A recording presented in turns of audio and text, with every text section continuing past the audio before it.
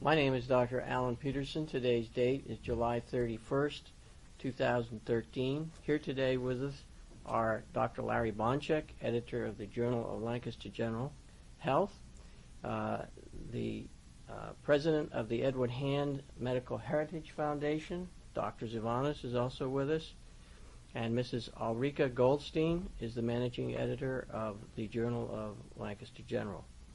Today we're here with Dr. Paul Ripple, retired ophthalmologist and Renaissance man. Paul, who is 91 today, 91 years old today, grew up in Lancaster, graduated from McCaskey High School, Franklin and Marshall College, and the University of Pennsylvania Perelman School of Medicine. He interned at Lancaster General Hospital. His deep appreciation for history is evidenced by his membership in the Lancaster chapter of the Pennsylvania Society of Sons of the Revolution, and in being a founding member of the Edward Hand Medical Foundation, among others. Let's start with your remembrance of the Edward Hand Foundation, Paul. Was this thought around 1983 in development, or what's your recollection of that? I think so. I think it was about that time. Okay. We decided that we ought to have a foundation that remembers the medical history of Lancaster. We have a very, very rich history of medicine here in Lancaster, and we figured we should form a society to honor that tradition. And when you say we? Well, we had a lot of very good friends. Dr. John Atlee was very active. He was the second president after me, and we have a lot of doctors, and we were also interested in the history, the rich history of Lancaster medicine, which was way back. So you were the first president? I was the first president. Okay. And John Atlee was the second, and we had a very active board of directors. Charlie Smithclaw was one of them, I remember. Okay. And where did you meet in those beginning days? Well, we met at the old Medical Society headquarters on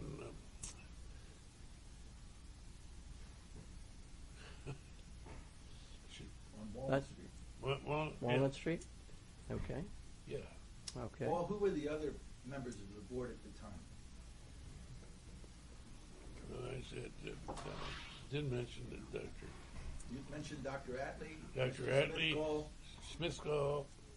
We had Henry Wentz? Henry Wentz. Yeah, Henry Wentz was very active. I should remember that. There was about 4 or 5 others. Okay. I don't remember for sure. But anyway, we had a very active board. We had regular meetings. I think we met almost once a month. Mm-hmm. And we had a little museum which we got started behind the offices there. And who actually do you think came up with the idea to try to save some of the history in Lancaster County? Was it sort of a group? I think it was rumbling for many, many years. Okay. I think it was people were interested in the history. Okay. And I know the Edward Hand, the Trust, the Lancaster County Historical Trust was also interested in. We have a very old hospital, probably the second oldest hospital still standing today. Pennsylvania Hospital is the oldest in Philadelphia. And where is that located in Lancaster? On West King Street. Okay. East King Street. Okay. Way out East King Street. Okay. All right. The old building is still there. It's in pretty bad shape, but it's still standing. All right. And you were trying to purchase that at the time, is that correct? We still have our eye on it, but we don't have the money.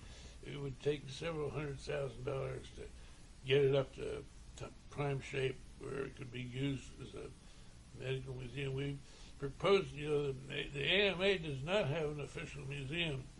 We've proposed to them several times that this would be an ideal spot for a medical museum. England has a big medical museum, the Hunter Museum, but they never took on the challenge. So it's still there. It hasn't been torn down yet, but it's hard to say how long it'll last. So you started to collect some artifacts as you went along? Oh yeah, I mean we remember going up to Allentown to get some stuff from a retired doctor. Anytime a doctor retired, we tried to get as much stuff as we could. So we had quite a collection. And where were you storing these in the early days? But we're storing them in the basement of the Medical Society headquarters. Okay. And now we have a warehouse out in east. Burl? What? Burl Industries? Yeah, Burl Industries. Yeah. Right. On New Holland. On the New Holland Pike. Yeah. I understand Tom Beeman helped find space for you early on? Yeah, he I remember one time when we went to see the ball game and Beeman was there, and I went to Beeman and I said, you know, the group of us are very interested in the history of medicine in Lancaster. He said, I'm glad you are. Come to make an appointment to see me. So Henry Wentz and I, Henry Wentz had threw the first ball out, by the way. So Henry Wentz and I went to see Beeman, and he was very cooperative, and as you know, he furnished some space for us. We have a very nice little museum there now, thanks to him. And what does the name Phil Zimmerman mean to you in those early days? Name rings a bell, but He's a contractor? I think so, but I'm not sure. He was a museum consultant. Oh, that's right. Yeah, I'm sorry. The That's Historical Society provided us with a consultant. I'd forgotten that was his name, Zimmerman. Yeah. He was very active. Was at the meetings. I don't know if he's still employed or not. Yeah. He's independent contractor. Okay. And I understand you started out with about 1,500 artifacts to begin with? Yeah. Okay. We first stored them in the basement of my office. Oh, I had shelves down there, and pretty soon it didn't take long before they were loaded with artifacts. that's great. And then I think, Paul, remember after that got filled up, we Yeah. ended up, Tom Beeman gave you some space on Marshall Avenue before Right. we went out to the Burl Building. Right. All right. Anything else that you... Mrs. Kendrick Eshelman was very active cataloging all this stuff. Mrs. Kendrick Eshelman. Yeah. Okay. Is there anything else that you can think about for the early beginnings of the Hand Foundation that stick out in your I mind? can't think of any. How about Sam Houck? Oh, Sam Houck was very. I And should Mortimer. mention that. Oh, another one was. Mortimer. What? Mortimer. The fellow that ran the Allied Supply. Allied Surgical He Supply. was more. Yeah, he was very active. He would appraise material when people donated. He would make the appraisals. Oh, And very good. Fiducian. Sam Houck was very active too. Okay. Do you have any significant stories, Paul, concerning some of the past well-known Lancaster physicians? Such as? So you had said something about Dave Simons, the most interesting guy I ever met in my life. Tell us about Dave. Well, Dave Simons and I interned together at the General Hospital What year was that, Paul? in 1947. Okay. And if the EKG machine broke at the hospital, Dave Simons could fix it. He was a genius. Okay. And one of the funniest stories there was one time we were having breakfast in Ray Hall, who ran the finances of the hospital. He ran the whole hospital. As a matter of fact, he came storming in there and said, Dave Simons, you got 45 big cartons blocking the dock in the back of the hospital where they bring stuff in. Nobody can't use it because you have 45 boxes. So Dave says, I was a low bidder. He went to a war surplus sale in Philadelphia and bought 40 big boxes. And I said, Dave, what's in the boxes? Well, come with me. So we went out and opened up the big carton and brought out a little box and opened it up, and in there were about 500 leather washers. And he bought 1 million leather washers. And what was that for? Well, when during the war, if they want to put up a wire communications, they would get a big nail and put the leather washer in. Then they'd put a porcelain thing to tie the wire around. And then put another leather washer in, and then hammer it in, and the leather washers kept the porcelain thing from being broken. So now he had $1 million, and when he moved out to Wright-Patterson Field, I went out there about a year later when I was on a project, and I was assigned to Wright-Patterson for a month, and I stayed at his home. And when he got there at night, I get out of the car and walked into the kitchen and went like this and looked down. Here were these damn leather washers. He had surfaced his driveway with $1 million leather washers. So it had nothing to do with the hospital. Nothing to do with that. Okay. That was Dave. Is Dave Simon still living? No, he died about a year ago. He at one time was the highest man in space. Well, He went up, and the idea he was supposed to stay up for about 2 or 3 hours at over 100,000 feet, but due to storms, he had to stay up for 13 hours. He had no business going up in that damn balloon because he had episodes of auricular fibrillation. no. And, Well, tachycardia, auricular tachycardia episode. He shouldn't have ever been up in that damn garage, but he was crazy. And he fell in love with the guy who made the balloon for him. He fell in love with his wife, and he married her. That didn't last very long. And then he married a third wife, and he visited me in Lancaster here about 3 years ago, and said, I found out why I had lost my first 2 wives. It was all my fault. And I almost blurted out, well, Dave, I could have told you that. I could have told you that. I actually Googled Dave Simons. Yeah. And he was unbelievably important in our was. early space program. And here's something that very few people knew about. Dave Simons was a student at the School of Aviation Medicine at Randolph Field when I was an instructor. And he was living very close to me. Anyway, and every now and then he'd get secret orders from Los Alamos that even the commander of our base had no idea what it was, but he'd be gone for 2 or 3 days, and I was the only one that knew what he was gone for. But when he went out to Los Alamos, there was a big V-2 rocket. Werner von Braun was there, too. He was the guy that was conducting the rocket part. And Dave Simons got a ladder, put it up against the V-2 rocket, climbed up the ladder, opened up the hatch, and put in an anesthetized monkey inside the cone of the rocket, which he designed. Dave Simons designed it, and it attached to respirations and heart beating and blood pressure and everything else. Right. Then he would shut the thing, climb down the ladder, and get behind the bunker, and vroom, up it went. So he sent the first animals into space to check cosmic radiation and whether there was any adverse effects to animals. And not many people know about that because it was high secret, very high secret when they were doing it. Well, So that was the most amazing thing. And then when he retired from the service, he and a lady wrote a book about pressure points. And he was a real crazy advocate of pressure points. It's sort of like acupuncture. Yeah. And it does work. I know a couple of his pressure points. But he wrote a book about that. He and this lady doctor. Yeah, some of the information that I saw, they mentioned, of course, von Braun, which I remember, you know, the name growing up. I met Werner von Braun. Okay. He was out there.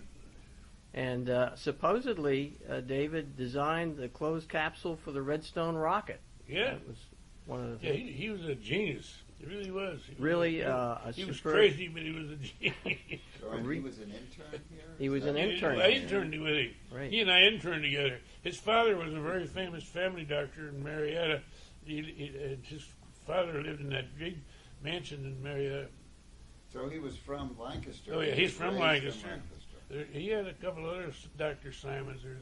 Do you remember his father's name, first name? No, I don't remember. Okay. Supposedly, he set the stage for NASA's exploration into space in the 1960s. That's exactly. He was a space pioneer. Yeah. He was a real genuine space pioneer. Do you remember any of the other interns that were here at the time? Well, he was by far the most famous one. Okay. How many interns were there in your year? Do you I remember? think we had six Okay. interns. And If you get off the elevator on the second floor of the employees' parking lot, my picture's there on the wall. All right. Suturing them. When I was an intern, I was in charge of the emergency room. The intern was in charge of the ER and one nurse. So one intern and one nurse ran the emergency room. Very good. Of course, family doctors did a lot of house calls in those days. Right. That's right. Excuse me. Mm-hmm. So, do you know anybody by the name of Theo Apple? Dr. Apple. Oh, Jim. Mm-hmm. I mean, yeah, sure do. I had some interesting stories in the gym. Tell us some of those. Well, I think one of the most interesting was when he came home after being elected president of the AMA. The whole medical society was hiding in his home, and they parked their cars way away.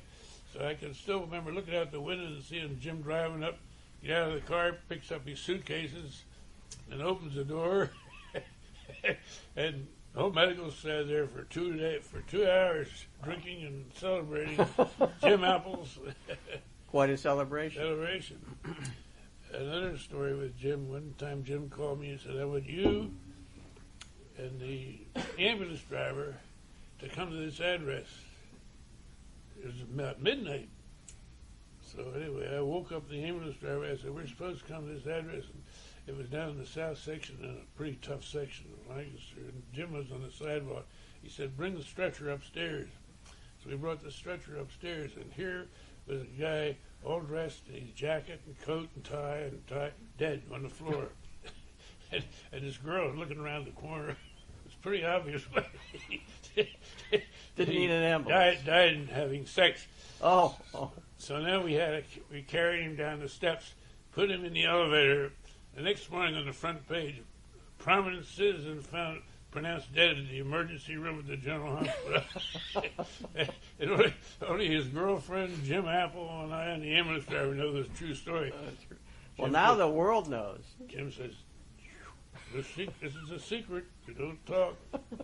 Well, the world doesn't know because he didn't mention his name. I didn't mention the guy's name, but he was a pretty prominent citizen. Okay. It would have been a great story. Sure. It wasn't Nelson Rockefeller. No, that's right. Actually, very similar. Now, when I started my residency here, there were stories about the Pontiuses and the Attleys. I was wondering if you could tell us some of the stories that you remember, for example, of the early Attleys. Well, I mean, I remember there were five generations of Attleys. Physicians, and I was a pallbearer at John Attlee's funeral at St. James, and I remember he had a son who was an anesthesiologist out in St. Louis or somewhere. So he was the fifth Dr. Atlee, and I started talking to him, and I said, "Now you understand, you have a son." I said, "He's going to be a doctor," and he said, "Only if he wants to be." So that was John Attlee's son. And any of the other Attleys, or any other Attlee stories that you remember? That's about the best one I have. Okay. And how about the Pontiuses? Saul and John, right? Well, yeah. Well, Saul was a very famous guy, and I can remember in the operating room when Saul Pontius was done operating, somebody brought him a chicken sandwich into the operating room. No, well, in the doctor's dressing room. All right. Then there was a sofa in there that he slept on. So Dr. Saul Pontius always slept for about 15 or 20 minutes after surgery, after he ate his chicken sandwich. Same routine every day. And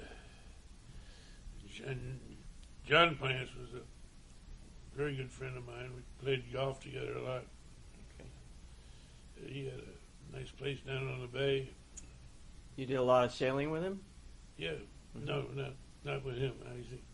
I did a lot of sailing. Right. My second most favorite vacation next to skiing. Great. We'll get into that in a little bit. All right. How about Joe Appleyard? Joe Appleyard, he was a character.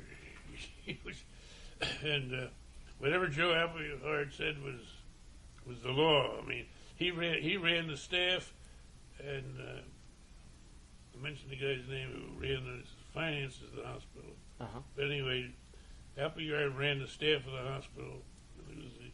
He was an absolute ruler. Another story I know, he died of cancer, and he went out to Mayo. When he went out to Mayo, he bought a one-way ticket. That was a story. Did he make it back? I don't think he did. Oh, So I okay. think it worked. Guess he knew. And Well, maybe he didn't want to spend the money to come back. I guess that was it. He was. Anything else about Joe? Was he a physician? I mean, Yeah. I mean, and he was. pardon? He was a Well, urologist. he ran the answering service to the medical profession. He was the officer. Medical he was in society. charge of that. And I was on his committee for a couple of years. Paul, I think he was among the first urologists in Lancaster. I think you're right. Yeah. And his daughter married John Pontius. Yeah, well, that's right. And another interesting thing, during the war, if any female got gonorrhea, she got impounded in the hospital. Joe Appleyard said to the hospital, she said, I want a hearing. No hearing. I mean, he was the absolute ruler. When he told some gal that she had gonorrhea and was going to stay in the hospital, see, she was cured. Because Lancaster had a reputation as being a very good Public Liberty health center. town for Oh. sailors, particularly Okay. coming up from Bainbridge, and quite a few of them got gonorrhea here. And Appleyard cleared it up pretty good by He quarantined impounding them. the girls Yeah. until they were cured. No hearings, just boom, off you go. Do you know how long he kept him in the hospital? Until they got cured. Okay. Until they were, Did they have that was out penicillin? at Rossmere, is where it Well, was. after the war, they would have had. Yeah. Because Rossmere was the old TB hospital. What do you remember about Rossmere? That's about all I can remember. It was a TB hospital for many years, and then it was a gonorrhea hospital. Do you remember when it closed down? No, I don't. I think it was around 1957. I think, yeah, it was after the war. How about some of the surgeons that I remember? I'm sure you do also. John Farmer? Oh, John Farmer. Oh, well, he and my wife are related. Oh. The Farmers. And Dick, I still see Dick Farmer. I still see him a lot. He plays a lot of bridge. Is that one of the sons? And what? A son? Brother. Brother. John Farmer. Okay. And I don't know. I remember. John Well, of course, Farmer John Farmer was in the South Pacific, and there's a book that's written about John Farmer. World War II? World War II. Okay. Yeah. Yeah, he was Rufus Fulton's father-in-law. Right.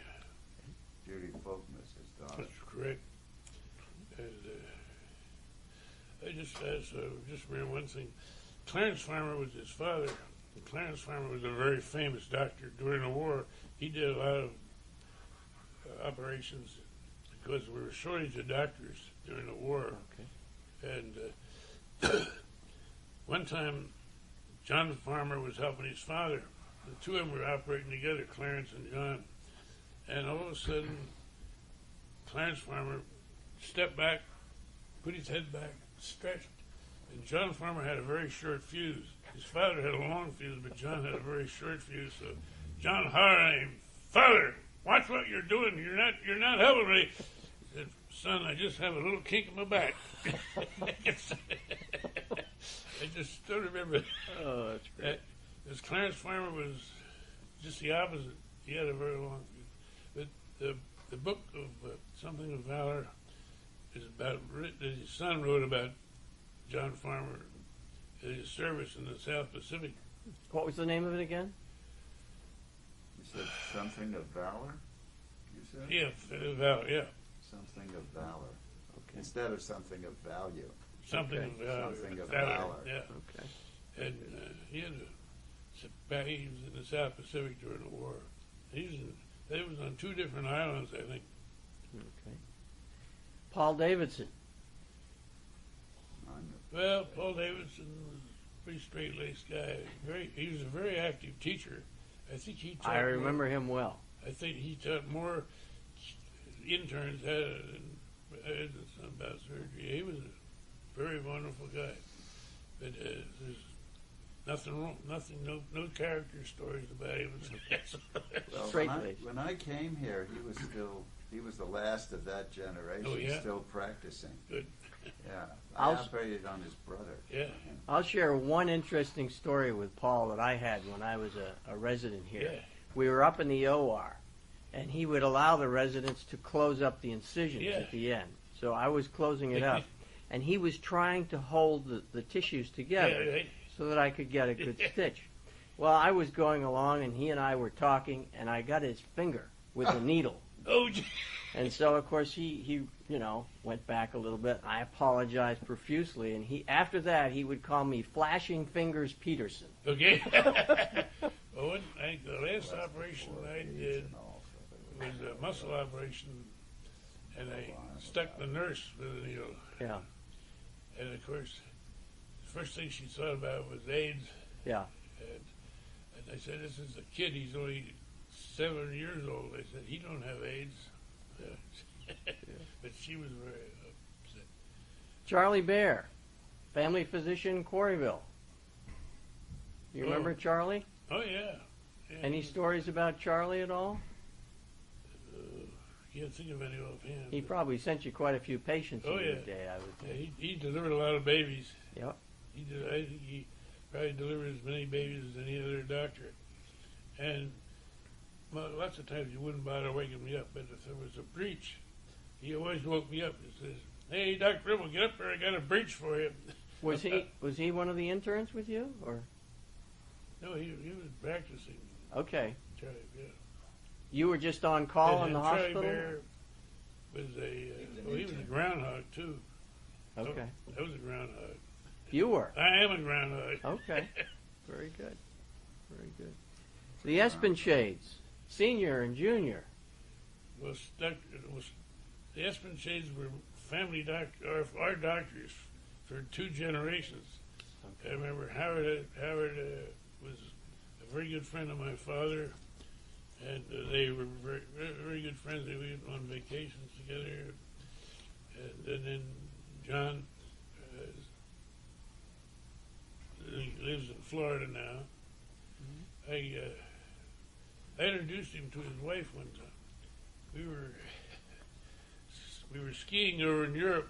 They were coming home in an airplane, and John Espenshade was seated along the aisle and squeezed in by 2 very heavy-set ladies. And I said, "John, 3 seats back is a beautiful girl all by herself on sprawled over 3 seats." He said, "Well, where is he? Where is she?" And in 15 or 20 minutes, they were necking, and they got married. They got married. So I introduced him to Oh, that's a great story. That is. That's a great And story. every now and then he calls from Florida. The girl he married was a Swede. Elizabeth. Yeah, and they used to go there in the summertime and spend about a month in Sweden with her friends and family. And she could speak 5 languages. Wow. She was an airline hostess. She was on her deadheading back when she was in that I seat. And like I said, I introduced them, more or less. Anything you remember about Howard in particular? Who?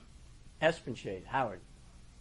Father? Oh, the father. Like I said, he was our family doctor. He was an internist, correct? Yeah, he's an internist. Okay. And he started the children's hospital up north of the hospital. For rheumatic fever.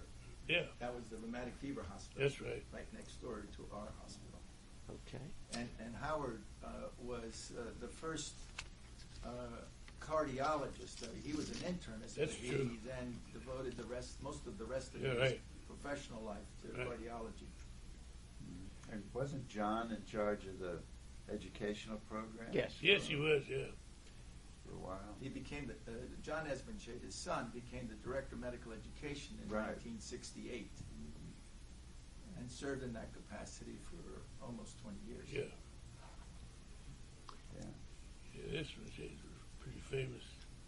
Howie Eckert. Well, yeah, he's an old friend of mine. We met through the Sertoma Club, and today's my birthday. And Howie always calls me Eckert. and sings happy birthday over the phone Oh. without saying who he is. But I haven't got the phone call yet, but it'll be coming. But he and I, we used to fly together. He was quite a pilot, and his wife was even more famous as a pilot, Jessie.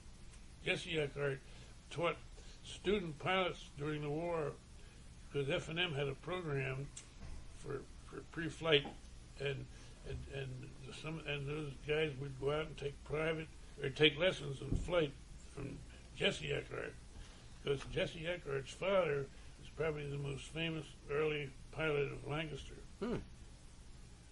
The old Jessie Eckert, the old Lancaster Airport on Phantom Pike. Well, if you talk to him today, tell him Al Peterson says hi. Okay. He took my wisdom teeth out when I was a Right. resident. Okay. Yeah. Well, he's unfortunately in a wheelchair now, like I am. Oh. And But he's fortunately, Jessie Eckert, wonderful wife. He's very lucky. And of course, the sons are very famous oral surgeons.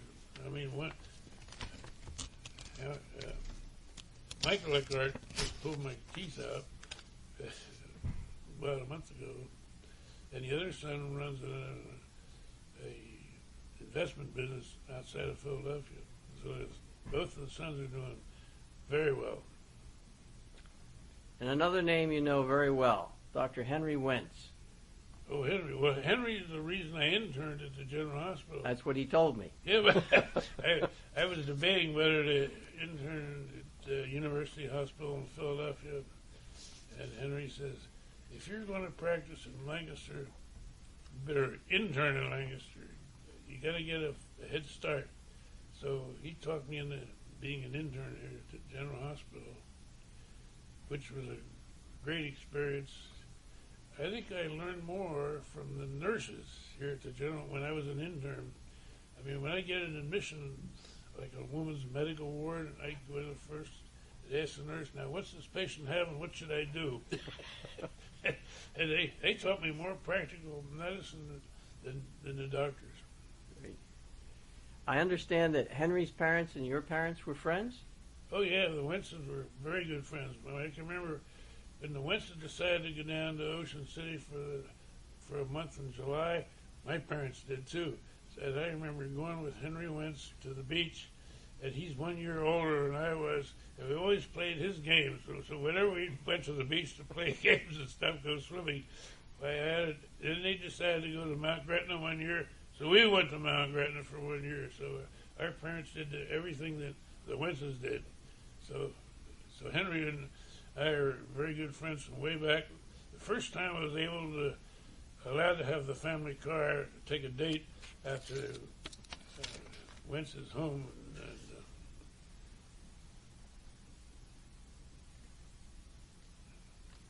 Henry had a party. Oh, Henry went to Duke, and there was football. They were undefeated, unscored on 1 year, and they had a party at his home, and I took my first date. The first time I was allowed to have the car to take a date.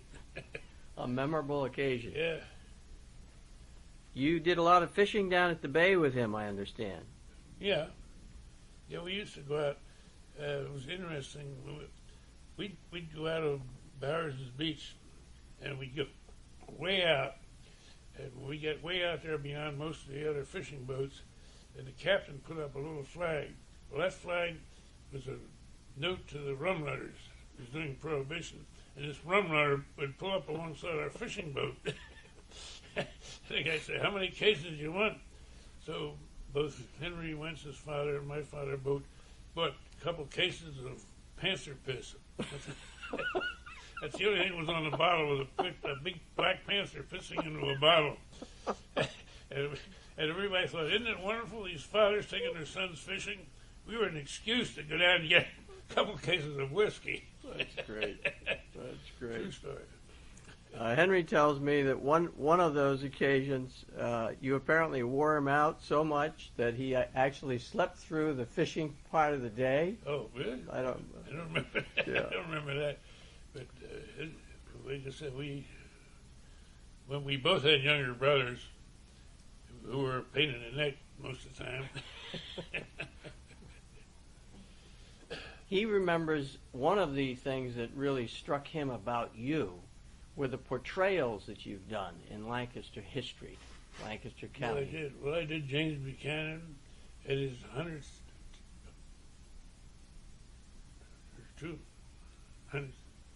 100th anniversary at his home. Okay. And I remember I was on the front porch, and some guy hollered out. He said, "Why were you kicked out of law school?" I didn't know that. Evidently, James Buchanan was a big party boy, Oh. and he got kicked out of law school because he was too big a party boy. But he was allowed to get back into it. So then I portrayed Ellicott. Signer of the Declaration. But I did the 100th anniversary of Ellicott's visit. Uh-huh. Of two guys that did that tour out west. Lewis and Clark? Lewis and Clark. But the guy that, so the guy that portrayed Lewis was the secretary of the President Jefferson at the time. And he was given the job of organizing an expedition out west. And the first thing that President Jefferson said, "You got to go to see the best choreographer, map maker in the United States," and he lives in Lancaster, Pennsylvania. So he sent Lewis to see Ellicott, and he spent a month there learning navigation over land from Ellicott. In Lancaster. Yeah. Okay. And Ellicott was a very interesting guy. He laid out the borderline between the Spanish Florida and the United States. Yeah. Spain owned part of Florida. Mm-hmm. And Ellicott was when we were in Baton Rouge, Louisiana, Mhm. we were driving in a bus on a sightseeing tour, and he said, "Now this is Ellicott Hill." I said, "Ellicott? You mean Ellicott, the guy?" "Yeah." "Okay." He did a surveying of the border and found out that in Baton Rouge, where the governor of Spain was living, that was in the United States. So he had to go to the governor of Florida and say, "Pardon me, sir, but you're living in the United States. You got to go to New Orleans." So the guy evidently reluctantly gave in, but Ellicott did that. Another thing he did was, when he did the border of Pennsylvania, found out that the borderline, Mason-Dixon line? Mason-Dixon was 5 miles off. And the other thing he did, when he got up to Lake Erie, he found out that Pennsylvania did not touch Lake Erie. So he arranged to buy a big hunk of land where Buffalo is, so that Pennsylvania would have access to Lake Erie. Fascinating.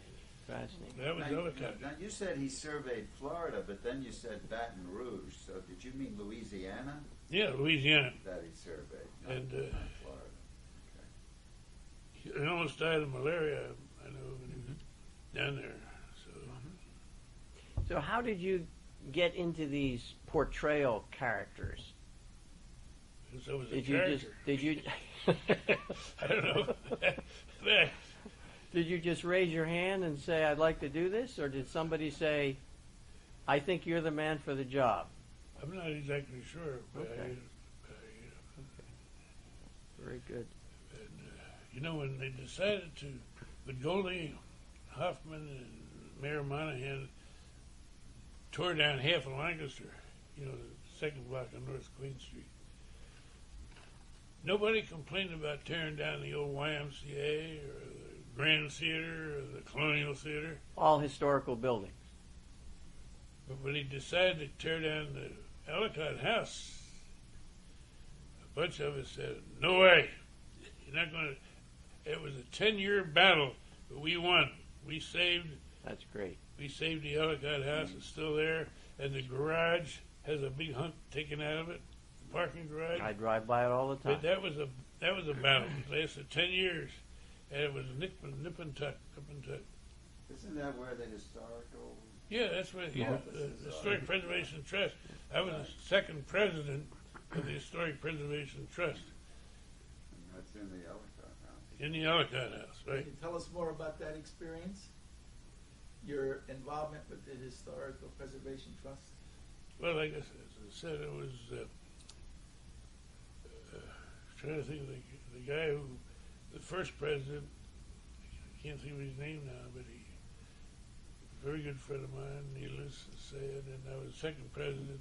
John Unks was third president. But I can remember when we went down to Philadelphia to check with HUD in Philadelphia. I said, we haven't heard much about the Ellicott House. They opened it for us and it was scheduled for demolition next week. What? We didn't know. Nobody told us. The Chamber of Commerce was after us. We were obstructing progress in Lancaster. So the Chamber of Commerce, we went to one of their meetings and they booed us when we walked in. And even President of F&M came into my office and tried to talk me out of trying to save the Ellicott House. And when it was all over, he came in and he apologized. He says, "I'm sorry." He said, "You were right. I was wrong." That's great. So, Too bad you didn't save the Hotel Brunswick, too. yeah, that was right. That was a great old hotel. That was a beautiful with big marble pillars. Used to have tea dances in there. Can you think of any other physicians that were on the staff, either in your earlier days or later days, that you'd like to mention? How about Sam Howe? Can you comment Oh, about well, Sam yeah. Howe? Yes, Sam Howe was a great guy who was preservation too. He and I used to, when a doctor died somewhere, we went to try to get as much of the artifacts as we could. And Sam Howe and I went together, the two of us, to about 3 or 4 different wives of husbands that just died. And we did get quite a bit of material. It's amazing how much stuff we got. But Sam Howe was always very active in that particular phase. So, Do you remember, Paul, when the residency program got started and the controversies that related to that issue at the time? I know very little about that. Because I wasn't. We had no ophthalmology residents. As you were growing up in Lancaster, what do you recollect about the history in the area from your family as you were growing up, through your internship, and even after that? Oh boy, I don't know which end to start. Wherever you want to start, Paul. Well, I remember I was born in St. Joseph Hospital, right on the corner when there was a big castle. Nothing was left of that anymore. But in those days, you stayed in the hospital the whole week. Mm-hmm. But I remember staying in the hospital the whole week, and I remember the Catholic sisters. They ran the hospital. The Catholic sisters ran St. Joseph Hospital, and then we lived on Wheatland Avenue, 1028 Wheatland Avenue. I used to walk to school after breakfast, come home for lunch, walked home for lunch, walked back to school again, and then walked home. There were no fat kids in our class. We walked. But I figured I walked about 3 miles every day. But I went to West End Township School. And then when I graduated from there, I had my choice of going to Manham Township or McCaskey.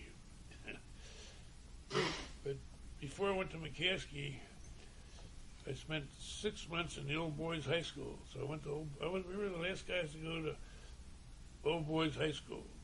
That was in Lancaster. It's still there. The building's still there. Old Boys High School. It's now.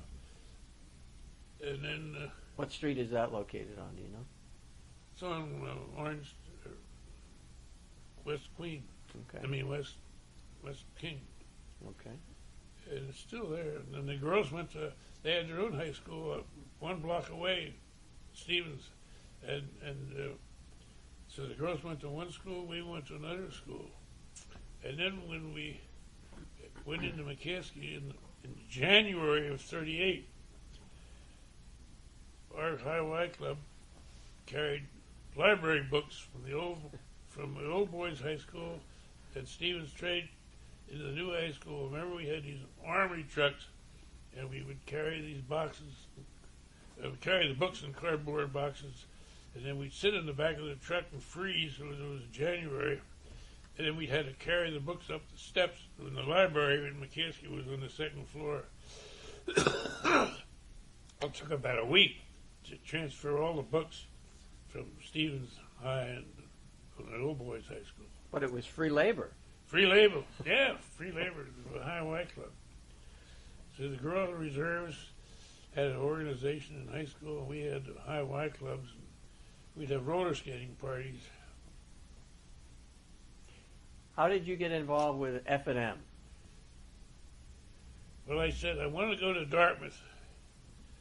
And my father said, if I'm going to have to pay your way through medical school, you got to go to F&M.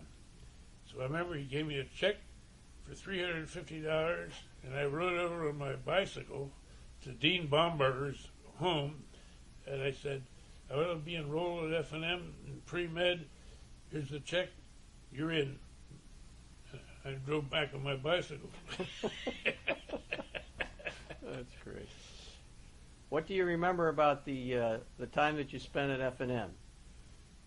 Well, it was just before the war, so we still had Hell Week, and we had Pajama Parade. The Pajama Parade was every fall.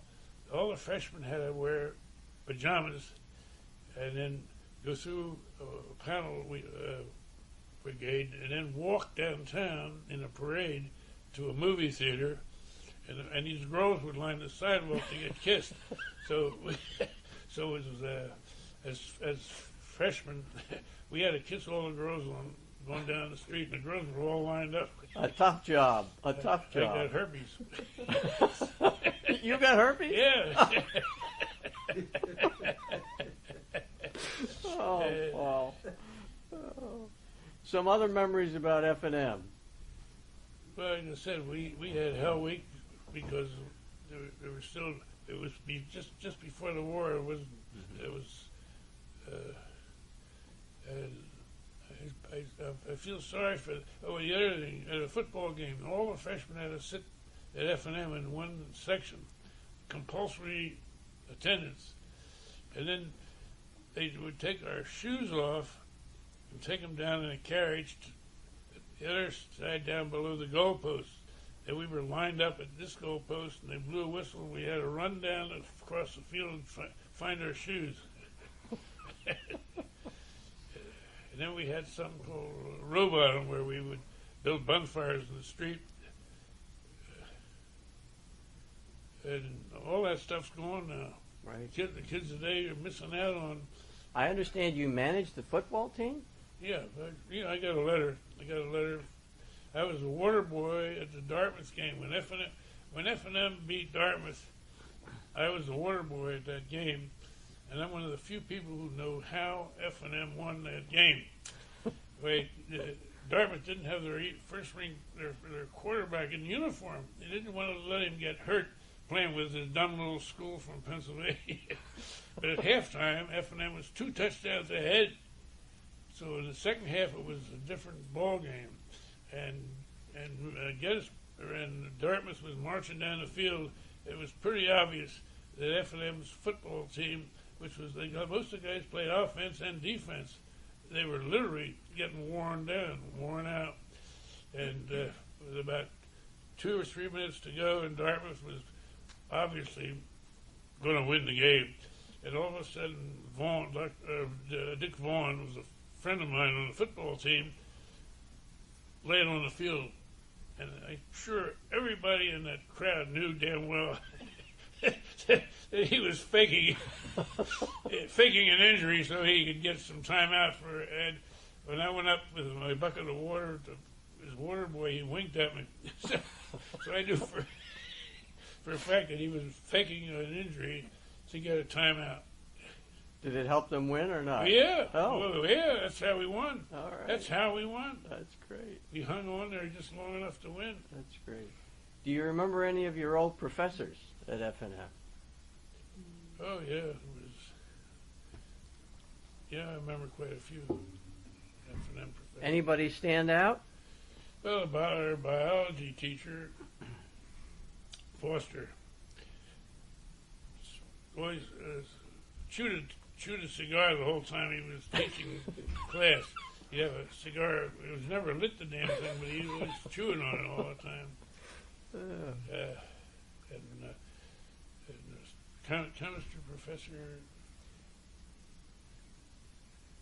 yeah, I remember. And how did you end up choosing your medical school? Well, that was interesting. I went with Dr. Espenshade down to Temple, where he went to medical school, and he got me into Temple Medical School. This was Howard. Yeah, Okay. Howard.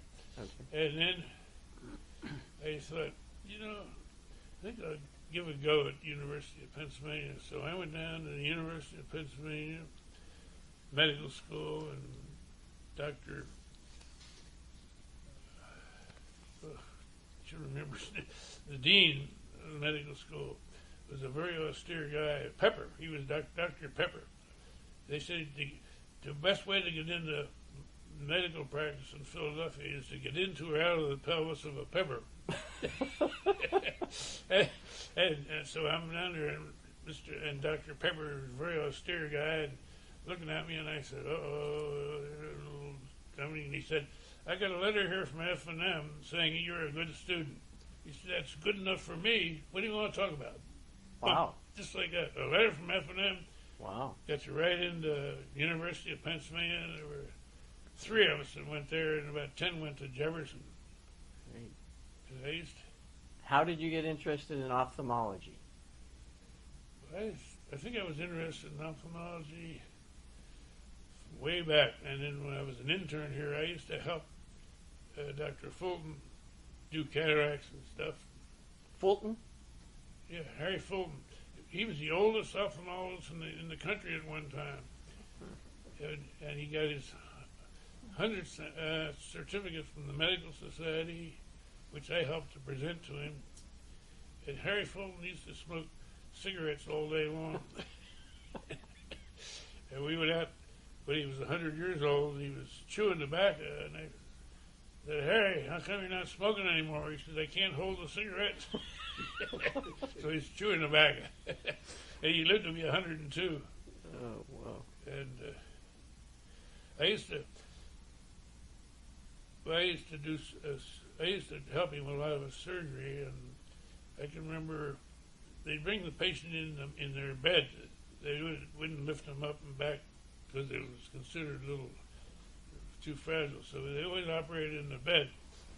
And that was, they said, Harry, I said, when you're operating with the head of the foot, you just have to sort of lean over that. Well, put the patient in backwards and put the patient in with their head at the back end. Good idea. So from there on, cataract patients were brought in with the backwards in the bed. And then after the cataract was out, they put sandbags. They weren't allowed to move. Mm-hmm. So, how long was the specialty in those days, your training for ophthalmology? well, I got very fortunate. I got credit when I was in the medical or in the School of Aviation Medicine in Randolph Field. My immediate commander was a member of the board of the academy, and I got credit, 1 year's credit toward my accreditation from my Army experience. So I only had to take a 2-year residency instead of a 3-year residency, and I did that in St. Louis, Washington University. And You've been involved with many groups such as the Lancaster City and County Medical Society, the Historic Preservation Trust, Longs Park Amphitheater Foundation, Lancaster Museum of Art, Sertoma Club, and many others. Do you have any memorable stories you'd like to share about some of these groups? Yeah, you're right. I was pretty active. I was, as I said, second president of the Preservation Trust. I was president of the Medical Society. I was president of the Sir Thomas Club.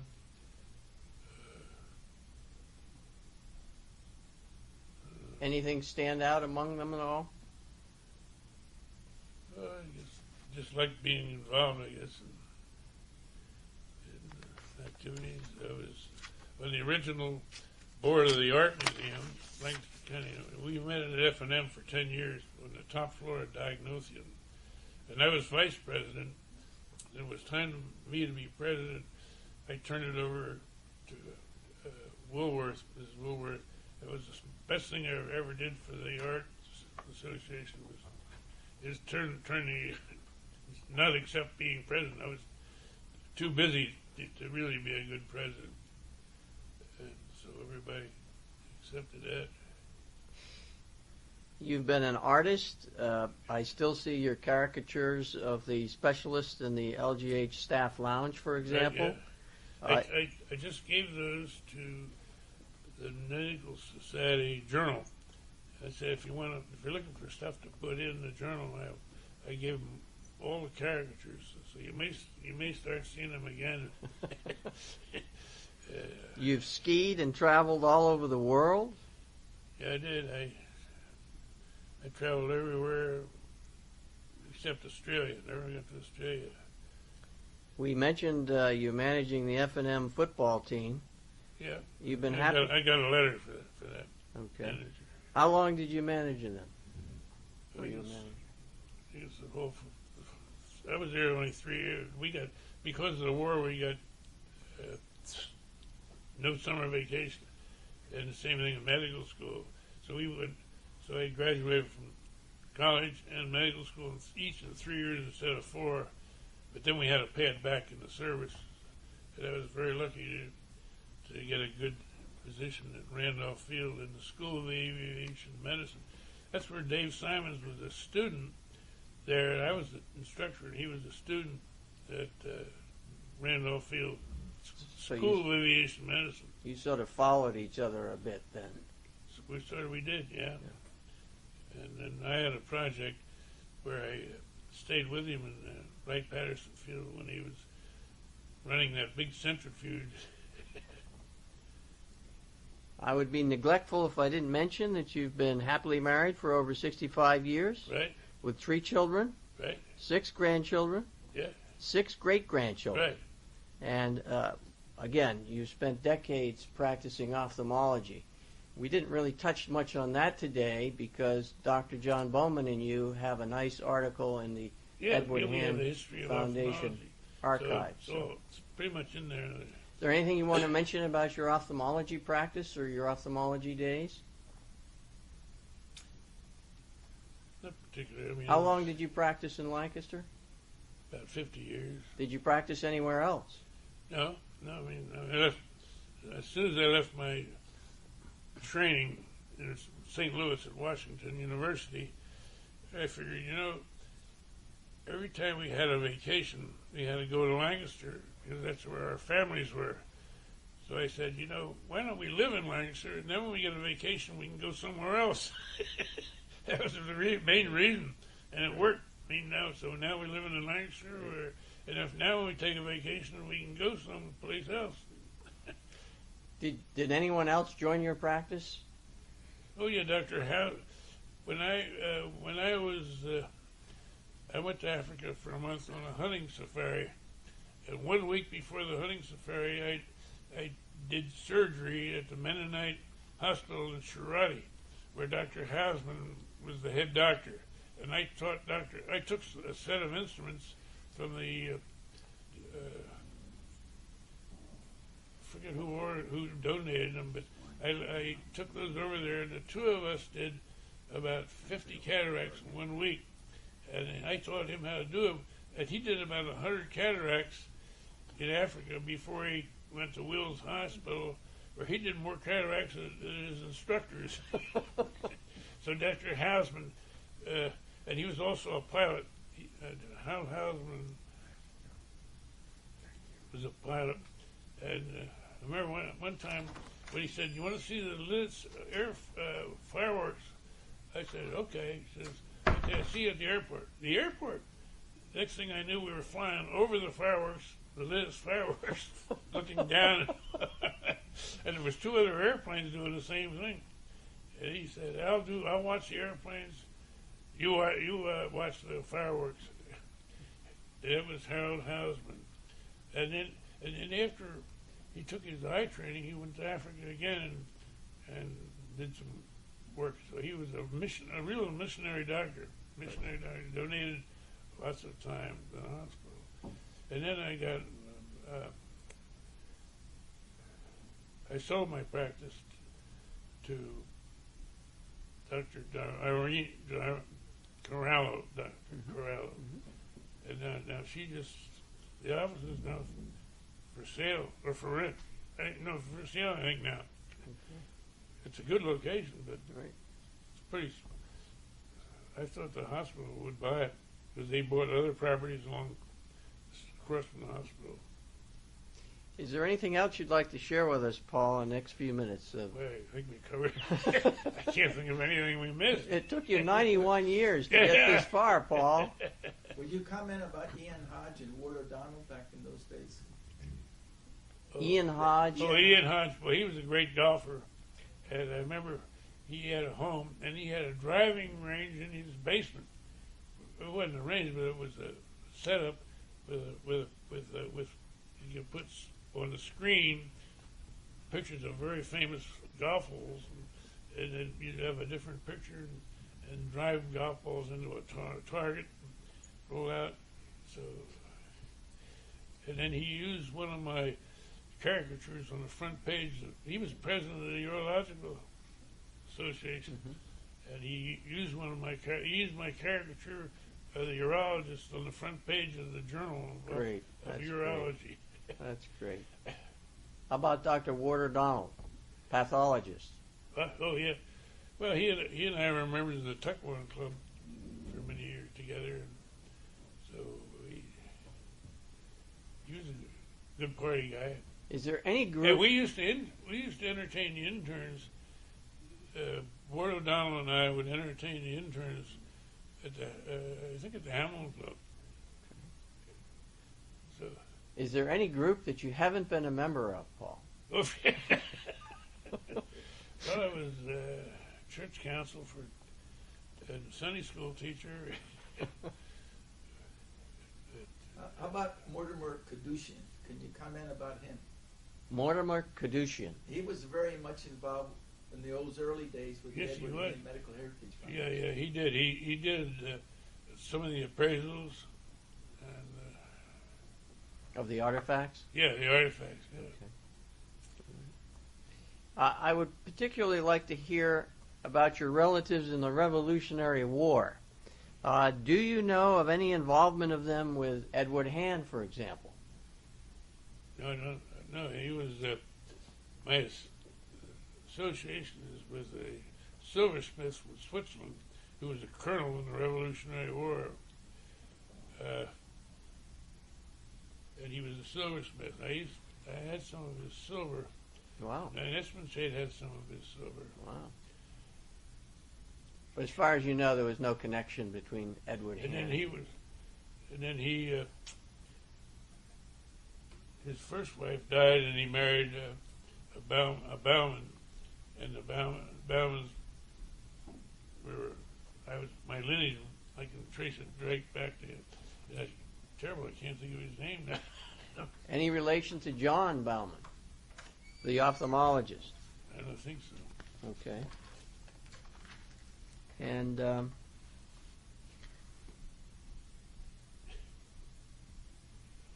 Is he going to go through this too? maybe someday. Oh, no, not today? Paul, I want to thank you very much for sharing a few tidbits of your life with us, Okay. all 91 years. All right. And I want to wish you a very happy birthday. Thank you. And if you have a moment, we have something coming through that door. I think she just went out to get it. Okay. So if you'll just wait a moment. And if you'd like anything further to drink, we'll be happy to do that for you. Very well done. Thank you. Now I have to call my home for somebody to come. Okay. Do you know the number? 392-1242. 392-1242. Fastest phone in Lancaster. 39214. Wait. 392-1242. We're done. Tell Laurie.